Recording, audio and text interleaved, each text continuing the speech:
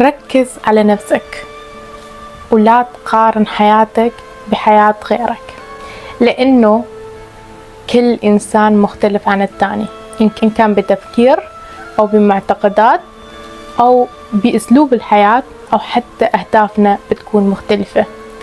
فلا تخلي لا الناس الناجحين أو حتى الناس الفاشلين يؤثرون عليك، لأنه أنت إنسان غير، تفكيرك غير، حياتك غير، وأهدافك غير.